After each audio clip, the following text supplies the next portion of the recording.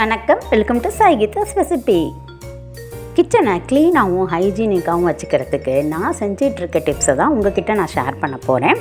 வீடியோக்குள்ளே போகிறதுக்கு முன்னாடி நம்ம சேனலை சப்ஸ்கிரைப் பண்ணாமல் பார்த்துட்டு இருந்தீங்கன்னா ப்ளீஸ் ஃப்ரெண்ட்ஸ் சப்ஸ்கிரைப் பண்ணிக்கோங்க. இப்போ வாங்க வீடியோக்குள்ளே போயிடலாம். மார்னிங் பசங்களும் ஸ்கூலுக்கு கிளம்பிட்டாங்க. அதுக்கப்புறம் ஹஸ்பண்டும் ஆஃபீஸ்க்கு கிளம்பியாச்சு. இப்படி தான் இருக்குது என்னுடைய கிச்சன். கோச்சிங் கிளாஸ் அப்புறம் டியூஷன் அப்படின்னு சொல்லிட்டு பசங்க ஒவ்வொரு டயத்துக்கு போவாங்க. அதனால் 8:30க்குள்ளே பிரேக்ஃபாஸ்ட்டும் லஞ்சும் நான் ரெடி பண்ணிடணும். அவங்க எல்லோரும் கிளம்பின பிறகு ஒரு 15 மினிட்ஸ் போகும்போது இந்த எல்லாத்தையும் க்ளீன் பண்ணிடுவேன். நான் இந்த மாதிரி க்ளீனாக இருக்கிறதுக்கு நான் ஒரு சில விஷயங்களை ஃபாலோ பண்ணுவேன். நம்ம மார்னிங் காய் நறுக்கும் போது வெங்காயம் பூண்டு தோலெல்லாம் விற்கும் போது இந்த மாதிரி பவுல்லையோ இல்லை ஒரு பிளேட்லேயோ நம்ம கலெக்ட் பண்ணி வச்சுட்டு டஸ்ட்பினில் போட்டுக்கலாம். இந்த மாதிரி ஒரு இடத்துல கலெக்ட் பண்ணி வைக்கிறதுனால நம்ம கவுண்டர் டாப்பில் குப்பையெல்லாம் சதறி ஆங்காங்கே இல்லாமல் நம்ம பார்த்துக்க முடியும். சமைக்கிறதுக்கு முன்னாடி நம்ம காய்கறி, பச்சை மிளகாய், கருவேப்பிலை எல்லாம் எடுத்துகிட்டு வருவோம் இல்லைங்களா ஃப்ரிட்ஜிலேருந்து. நான் சமைச்சு முடித்த பிறகு எக்ஸ்ட்ரா உள்ளது எல்லாத்தையும் ஃப்ரிட்ஜில் நம்ம வச்சிடலாம்.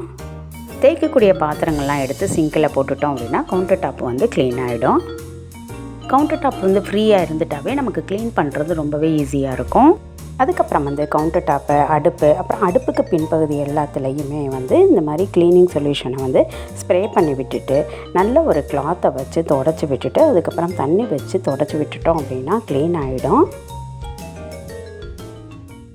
இதெல்லாம் க்ளீனாக இருந்துட்டாவே பார்க்குறதுக்கு கிச்சன் அழகாகவும், அதே நேரத்தில் அடுத்து சமைக்கும்போது நமக்கு டென்ஷன் இல்லாமையும் ரிலாக்ஸாக சமைக்க முடியும்.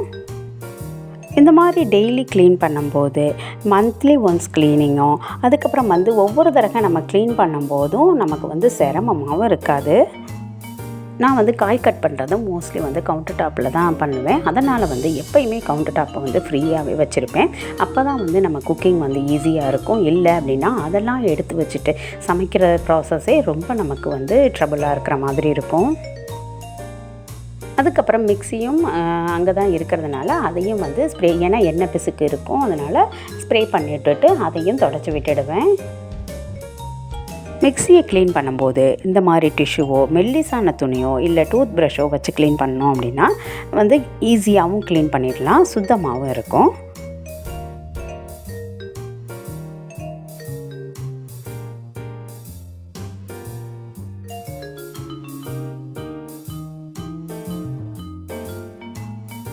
எல்லாமே தொடச்சி விட்டாச்சு. இப்படி தான் இருக்குது என்னோடய கவுண்டர் டாப்பு. லாஸ்ட்டாக பாத்திரம் விளக்குற வேலை தான் நான் செய்வேன். எப்போயும் கவுண்டர் டாப்பை க்ளீன் பண்ணிவிட்டு பாத்திரம் விளக்கணும் அப்படின்னா நமக்கு ரொம்பவே சுலபமாக இருக்கும். விளக்கின உடனே நம்ம தண்ணி வடிகிறதுக்காக கவுத்து வைக்கிறதுக்கு ஸ்பேஸ் கிடைக்கும். செல்ஃபில் நம்ம மசாலா பொருட்கள்லாம் எடுத்து நம்ம குக் பண்ணும்போது கரெக்டாக வச்சுருக்க மாட்டோம் சிலப்போ. அதனால் அதெல்லாம் எடுத்து ஃபஸ்ட்டு அரேஞ்ச் பண்ணிவிட்டு அதோட மூடியில் அழுக்காக இருந்துச்சு அப்படின்னா எடுத்து டிஷ்யூ வச்சு தொடச்சி வச்சுடுவேன். அப்புறம் வேண்டாததெல்லாம் எல்லாரும் பசங்க கொண்டாந்து வச்சுருப்பாங்க. அதெல்லாமுமே சேர்த்து வச்சுட்டோம் அப்படின்னா நமக்கு பார்க்கவும் அசிங்கமாக இருக்கும். அதனால் அன்னன்னைக்கு நான் அதை எடுத்து போட்டுருவேன். டெய்லி எடுக்கக்கூடிய டீ தூள், காஃபி பொடி, அப்புறம் சர்க்கரை, நாட்டு சர்க்கரை, மஞ்சப்பொடி, இந்த பாக்ஸ் எல்லாமே ஈர கையோடு நம்ம எடுக்கிறோம் அப்படின்னா மேலே அழுக்காக படிஞ்சிருக்கும். இதை அவாய்ட் பண்ணுறதுக்கு நம்ம வெட் டிஷ்யூவை வச்சு நல்லா தொடச்சி விட்டுட்டு அதுக்கப்புறம் ட்ரையான டிஷ்யூ வச்சு தொடச்சிட்டோம் அப்படின்னா நல்ல ஒரு க்ளீனாக இருக்கும். இந்த மாதிரி டெய்லி செய்துட்டோம் அப்படின்னா பார்க்கவுமே க்ளீனாக இருக்கும். மந்த்லி ஒன்ஸ் க்ளீனிங்கே தேவைப்படாது. அப்படி க்ளீன் பண்ணாலும் நமக்கு சிரமம் இல்லாமல் செய்யலாம். லாஸ்ட்டாக பாத்திரம் விளக்குற ஒர்க்கு தான் இருக்குது. இதையும் முடிச்சிட்டோம் அப்படின்னா கம்ப்ளீட்டாக எல்லா ஒர்க்கும் முடிஞ்சிடும். நமக்கு பிடிச்ச சாங் கேட்டுட்டோ இல்லை வீடியோஸ் ஏதாவது பார்த்துக்கிட்டோ டிவி பார்த்துக்கிட்டோ நம்ம விளக்கணும் அப்படின்னா ரொம்பவே குயிக்காகவும் அதே நேரத்தில் ஈஸியாகவும் இந்த வேலையும் முடிஞ்சிடும்.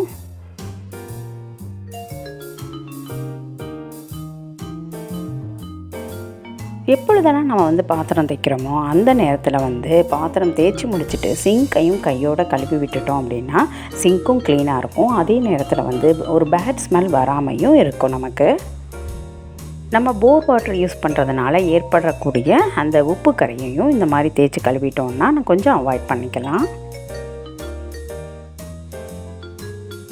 எல்லா ஒர்க்கும் முடித்த பிறகு இப்படி தான் இருக்குது என்னுடைய கிச்சன். இந்த வீடியோ மூலமா உங்களுக்கு ஒரு சில இன்ஃபர்மேஷன் கிடச்சிருக்கும்னு நான் நினைக்கிறேன். இந்த வீடியோ வந்து உங்களுக்கு யூஸ்ஃபுல்லாகவும் இன்ஃபர்மேஷனாகவும் இருக்கும் அப்படிங்கிறத நான் நம்புகிறேன். இந்த வீடியோ பிடிச்சிருந்துச்சுன்னா சின்ன லைக் கொடுங்க, உங்கள் ஃப்ரெண்ட்ஸ்கிட்டையும் ஷேர் பண்ணுங்கள். Okay, thank you friends, bye, thanks for வாட்சிங்.